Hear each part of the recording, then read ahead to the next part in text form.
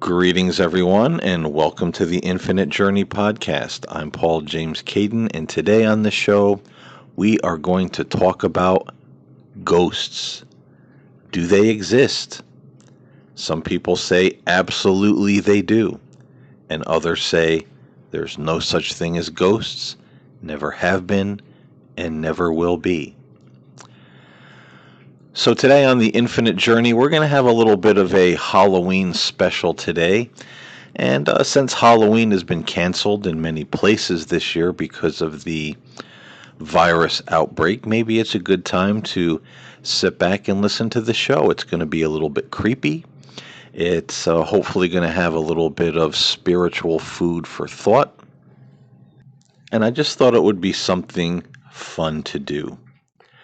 So let's start out first and foremost. What I want to do here is actually tell a couple of stories of things that I've seen in my life that made me a believer in things that go bump in the night. There's definitely forces out there that we don't understand. But first, let's take a little bit of a spiritual look at this. There's a lot of religious and spiritual people who say, "Oh no, the dead don't come back. They go to heaven or they lie in the grave until the resurrection, at the last trump of God, but they certainly do not come back to earth." Some people are convinced that any ghost that someone encounters is actually a demon or an evil spirit in the guise of one of their deceased relatives or a loved one, or just a random stranger giving us the deception and the illusion that there's ghosts, but they're really something else. And I find it interesting to note at this moment that, yes, absolutely, there are more malevolent forces out there in the universe, and we should never play around with things supernatural or things of the paranormal. One of the top 5 don'ts in the science of paranormal investigation is never to provoke the spirits, because you never know what it is you're coming up against. And when you see all this stuff on TV where, they go in and start shouting and swearing and "show yourself, you coward, you this, that, and the other thing," that is more than likely fake. But if these people are on a real location, it just goes to show, they may be on TV, but they really don't know what they're doing. Because if you're in a location where there is an entity and that entity is non-human and malevolent, and you start challenging the spirit and swearing, you could be in for a lot of trouble or cause a lot of trouble for people that might live in a house that's having a paranormal disturbance. So there's absolutely malevolent forces out there, and you never want to provoke them, any kind of spirit, by cursing and swearing and threatening and calling them out like some kind of bully. This is a big no-no. And if you're ever in a situation where there's something real in your midst, you could be biting off much more than you can chew. But let's take a look at this notion that ghosts don't exist. The dead don't ever come back. I am personally a believer that the spirits of those who passed on occasionally do come back and visit us or bring us a message. There's a lot of accounts of this kind of thing throughout history.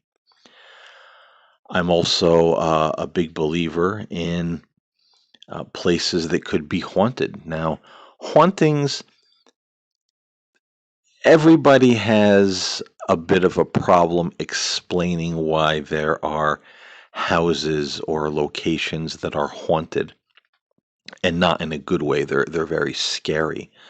Are these spirits that are stuck? Are these non-human, malevolent entities. Opinions vary, and it's something I don't really think that in the realm of paranormal sciences has really been 100% answered with 100% fact. But looking at the spiritual side of this, what would something like the Bible say about spirits being among us? And a lot of people use the Bible to try to prove, well, there's no such thing as ghosts, there's no such things as spirits.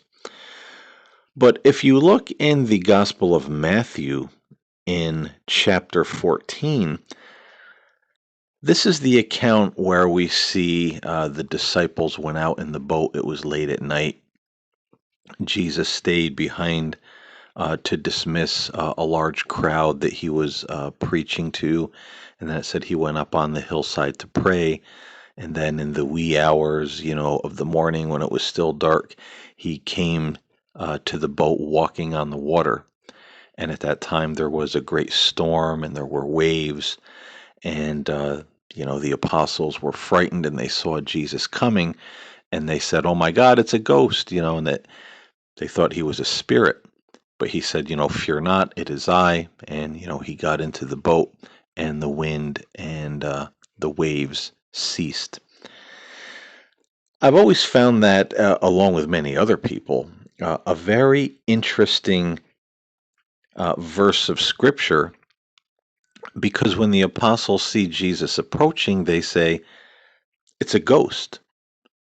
And he doesn't refute that. If there were no such things as ghosts or spirits among us, if it was an old wives' tale or an old superstition or demons walking around us looking like, human beings trying to trick us that there's life after death or whatever the MO might be there. I think there would have been some kind of discourse at that point from the writer of the book or from Christ himself to say, well, hey, now wait a minute. Let's talk about ghosts, but there's not. They cry out and they say, "Oh, it's a ghost." And he says, "Don't be afraid, it's just me."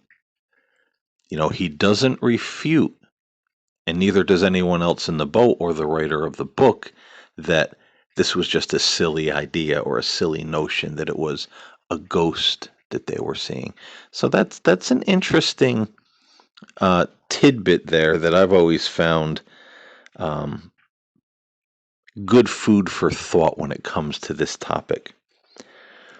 We also have in the book of Matthew, chapter 17, the account of the transfiguration. And this is where Jesus goes up to the mountain.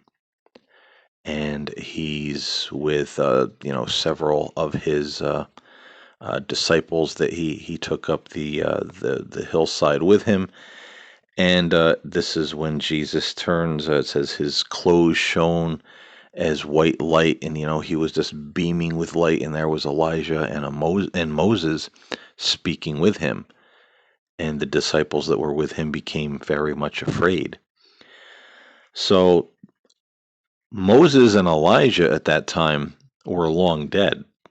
They were not on this earth anymore, yet there they were speaking to Jesus.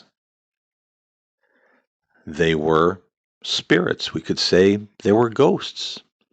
They were coming to Jesus from another realm right here upon the earth. If the dead never ever return for any reason, and all spirits are just demons wearing human faces, then was Jesus deceived?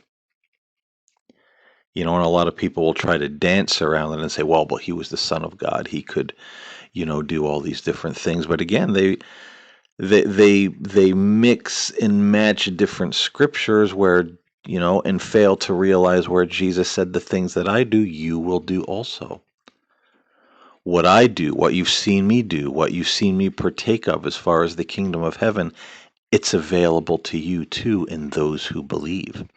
So, when it comes to the subject of ghosts and spirits, those are two interesting verses of scripture to ponder.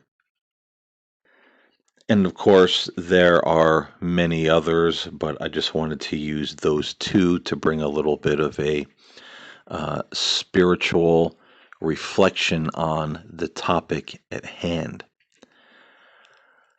But now, that being said, let's talk about me and my personal experiences, why I believe there are things out there that we certainly don't understand. And I believe there are spirits, and I believe that there are what we call ghosts. I've certainly had positive spiritual encounters. A lot of people have.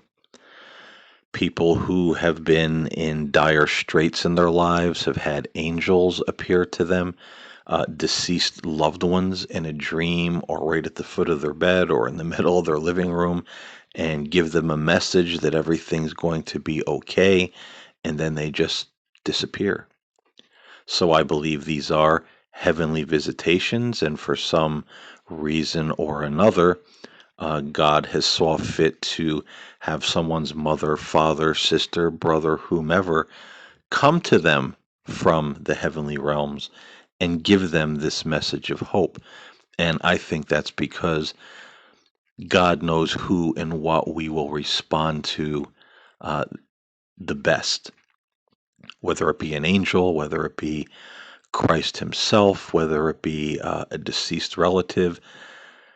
God knows what's going to speak to our heart in that spiritual, heavenly encounter and make us say, boy, I really feel like everything's going to be okay. And I think that's why it's kind of different for everybody. But now again, since it's Halloween, I'm going to tell a couple of stories. Hopefully, if I have the time to get about two of them in here, that made me a believer in ghosts. This first story I'm going to call Mommy Help Me. And this took place when I was about, I want to say 13 or 14 years old. It was summertime, and the family was in bed. All the windows in the house were open because it was, kind of warm. And my brother and I shared a room at that particular time in the house that we lived in. And I had woken up, I want to say it was maybe 1, 2 o'clock, 3 o'clock, I would say it was the wee hours of the early morning when it's still dark. And I wake up, I turn over in the bed just to reposition myself.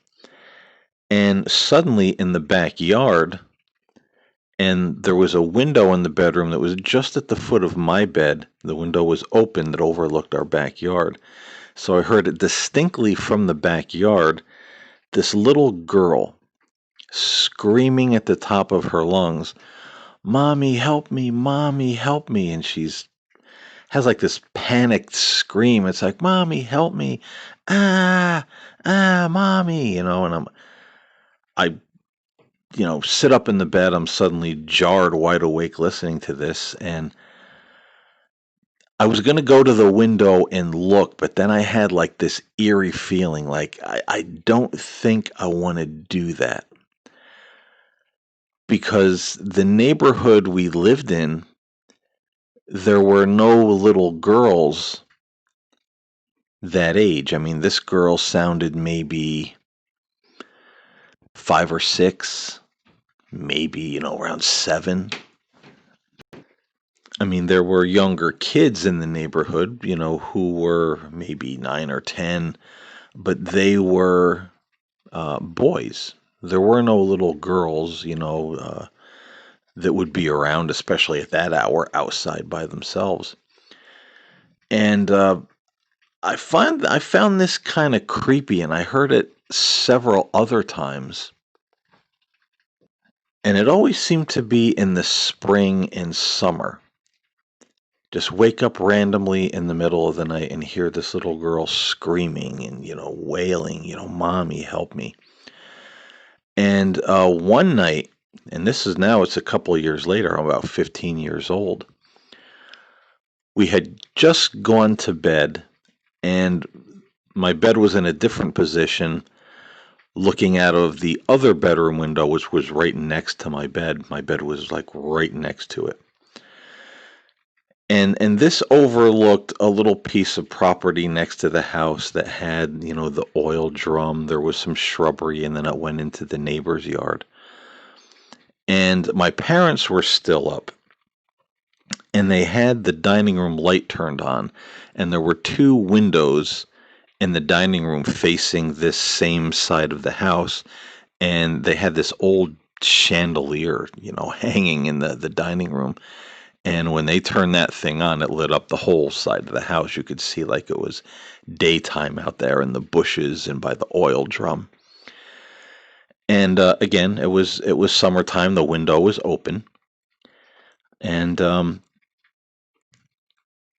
one of the bushes, I want to say it was a lilac bush, but I'm not sure about that. It starts shaking very violently, and none of the other bushes around it are moving. And I move closer. I look through the screen. The window's open. I don't see anything. It's not like there's so much foliage on this bush that you can't see if there's anything there shaking it. And I don't see anything, just the bush moving, shaking. And suddenly I hear the little girl, but she's not saying, "Mommy, help me." She's just moaning, going, "Ah, ah." So naturally I pull back from the screen, I shut the window, I pull the curtains, and I say, "Man, never again am I sleeping with the window open, right next to where something like that might be." I have no idea what this is. Now, fast forward that to probably about a month later. We were at a friend's house across the road playing a game of kickball. And the sky started to get dark, it was thunderstorm was coming in. So we all decided, well, we were going to go inside my friend's house, get a snack, wait for the rain to be over, and then, go finish our game. And on the way into the house, my friend's sister, who was probably about uh, a year or two younger than me, she's walking next to me. And I look at her, I've always loved the rain. I've always loved a good thunderstorm. So I looked at her and I said, "Man, I love the rain. I hope there's a lot of lightning and thunder." And she goes, "Not me, man. I hate it when it rains." And I said, "Why? What, are you afraid of thunder and lightning or something?" And she goes, "No." She goes, "It just seems every time that it rains at nighttime, I hear this little girl outside the house screaming." And I just remember stopping. And I was like, "Wait, what?" And she goes, "Yeah, every time it rains, when it's like toward nighttime, if I'm in the kitchen, uh, I hear this little girl sometimes screaming, 'Mommy, help me,' outside." And one time it sounded like she was right by the window, and I looked out and there was nobody there. So come to find out, she heard it. Another girl heard it. One of the other neighbors heard it. Everybody's hearing, "Mommy, help me," but nobody's saying anything. So we finally all concur, okay, there's something going on here. What the hell? And you could say that maybe it was just some of the neighborhood girls playing a prank. And that's something I thought of years later. Maybe my friend's sister said that to see what my reaction would be, because maybe "Mommy, help me" was her or her other friend who was a girl that uh, allegedly heard, this little girl. But the thing that discounts that for me is that a year later, when I was 16, I went to live with my grandmother. And again, it was early spring. My grandmother lived out, in the middle of nowhere, a little place called Westtown, New York. And within walking distance, there was a little convenience store, this little country store called Jimmy's Market. And I had walked over there for something, and I was on my way back. And on the way back, you pass one of the neighbors' houses, this big white house that had a fence around it. And at nighttime, they always had this big floodlight that just lit up their yard if it was on, and the floodlight was on. And as I'm passing the neighbor's house, I pass, again, it was a lilac bush or whatever this bush was, that same kind of bush, actually, that was shaking outside of my bedroom window at my parents' house. And as I'm walking, I see this bush start to shake. So I stop and I look, and there's nothing there. But what do I hear is the little girl, ah. So at that point, I just take off running. I shoot back to my grandmother's house. I get in there, and I'm thinking to myself, oh my God, it followed me. Whatever this is, it followed me. But that was actually the last time I ever heard the little girl. Now, years later, I found out from some other people that um, just around the time, maybe about 4 or 5 months, maybe 6 months before everyone started hearing this, there was an accident up the road from my parents' house, and there were some people from the neighborhood. I knew of them, but I didn't know them well. I knew some of the kids rode the same bus as me and my brother, but that's as far as knowing them went. But allegedly, one of the daughters, there was a mother and a daughter headed into town, and there was a car accident, and the car was badly mangled. The mother survived, but the daughter did not. And they said that the daughter was probably in her 30s, and the front of the car was just folded up around her. She was pinned, and she died in the car. And people that witnessed, the accident from around the area said, though she was like in her 30s, she sounded like a little girl, and she was shrieking, "Mommy, help me." Just over and over again until, she finally just passed away. There was, no way to save her. So that was an interesting conclusion to that story that, I didn't know. So although it was very creepy, to hear this, little girl, or what sounded like a little girl, shrieking in the night, was it actually the spirit of that woman who didn't know she'd passed? Was she looking for her mother? Did this spirit follow me when I moved to my grandmother's house?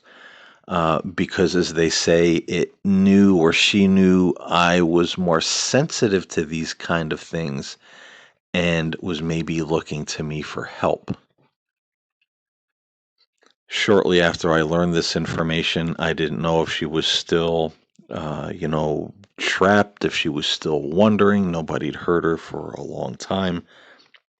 But I did walk my parents' neighborhood and, just pray and just say, hey, I knew her last name. I didn't know her first name. The family's name was Burpo. So I just said, Miss Burpo, I don't know your name. I know you died in a car accident. You were calling for your mother. I believe I heard you. If looking for her, if you're still here, if you Um, if you can hear me, you've passed. It's time to go to the light. You're okay. And, no one's ever heard the shrieking girl since. So hopefully she found her way into the light, if that's who that was. And I'm more inclined to believe that it was because of, how this woman passed and what they say was she was saying and what she sounded like before, she passed away. So, very interesting story, and one that certainly, again, I had no idea about this person. I didn't know about this accident that somebody, from across the neighborhood died in. Um, so to me, that's just kind of a confirmation that spirits do live on after death, and maybe sometimes they do get confused or get stuck. So sometimes it may seem very scary, but maybe it's just someone looking for home. So the next story I want to tell, I want to entitle Something's in the House. And this is also one of my personal encounters with the paranormal. This took place again in my parents' house, because right next door to my parents' house was another house that belonged to my mother's grandmother um, when she was a child. We basically lived in the neighborhood that my mother grew up in. So her childhood house was right next door. We lived in what used to be her best friend's house when it came up for sale. My parents bought it when I was like 4 years old. And so my mother's grandmother's house was right next door. And it was empty for a long time. My grandparents lived there for a little while, and then they moved, and no one was there for a number of years. Then my cousins moved in next door for, several years. Their mother passed away, and then they ended up moving out, and the house was empty again for quite some time, probably till about 1980 or 1981. And that house, uh, we used to have a dog, and when we would walk the dog, there was the long walk and where you would take him down the road, and the short walk where you would take him around the backyard, through the house next door, which was empty. Nobody lived there, and it had kind of a big backyard. So around the backyard of what was my mother's grandmother's house, back up to our front yard, and then, into the house. But the thing is, whenever you walked him in the evening, and sometimes even during the day, when you took him into the neighboring yard, into my grandmother's or my mother's grandmother's house, which was empty, you always felt like somebody was watching you out of the windows. And many times, if you looked up, you would see like the shadow of someone standing there, or just standing off to the side looking at you.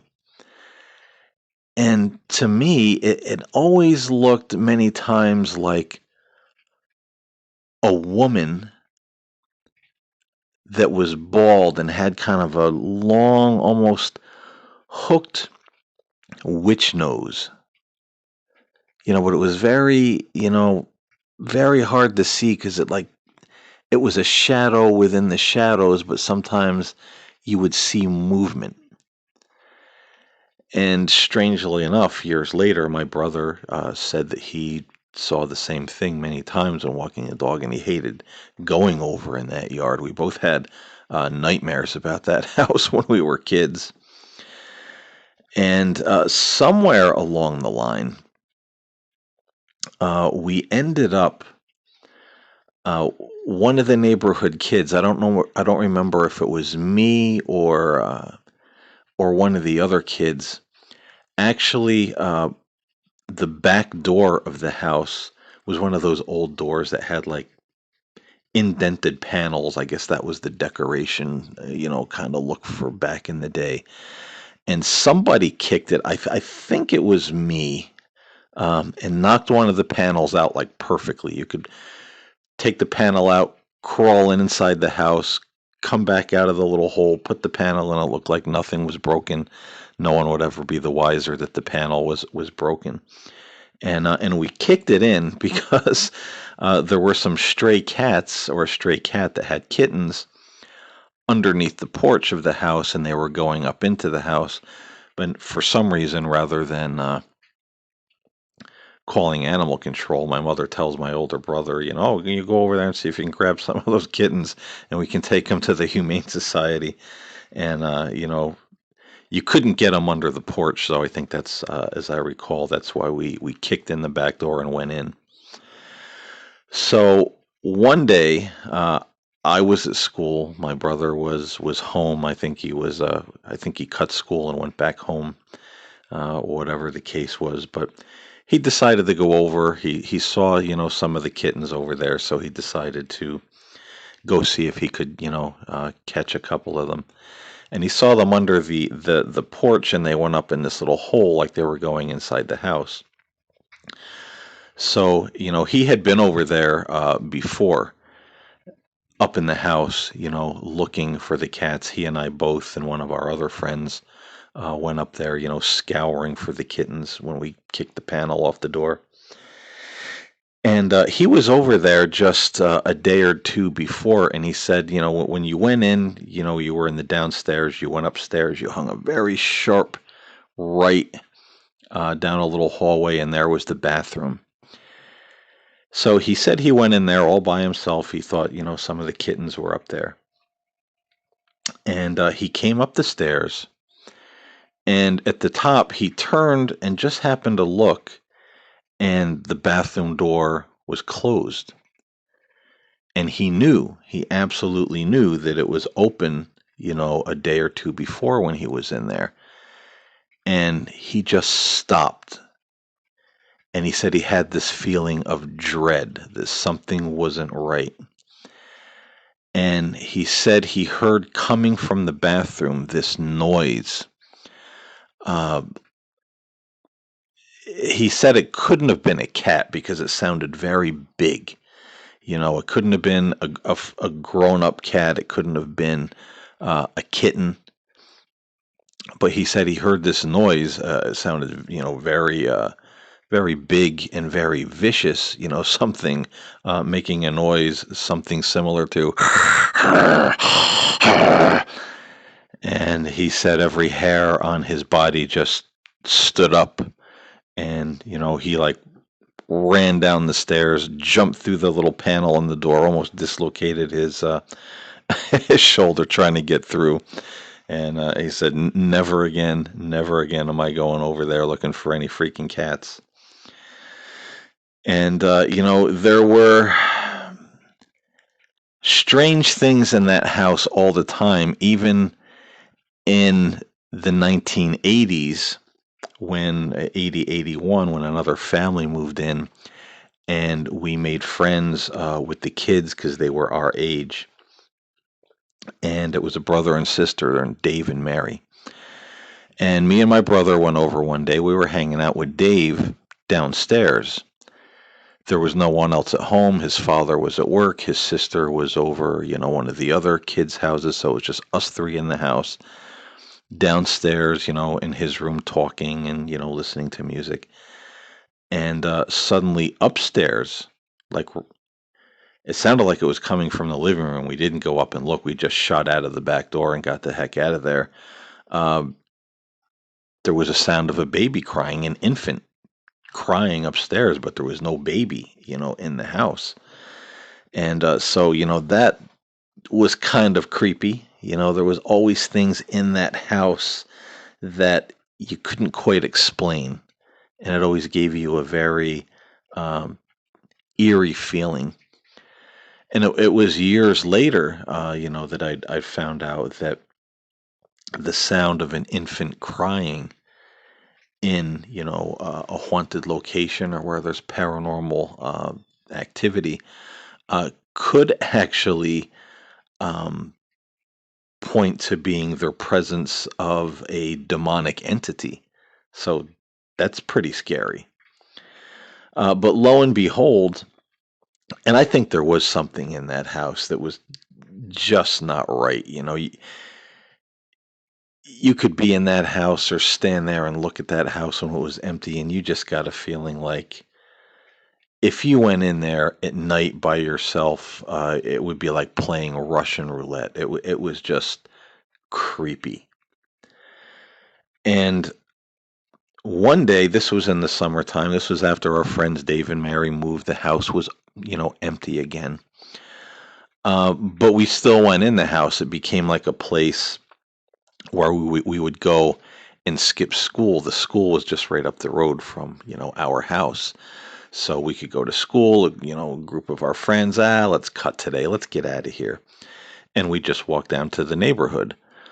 And what we had done is pried open one of the bedroom windows, of the abandoned house, popped the lock, and we just opened the window, go in, and skip school and hang out there. There was a little convenience store up the road, so we could go get lunch with our lunch money and, just hang out.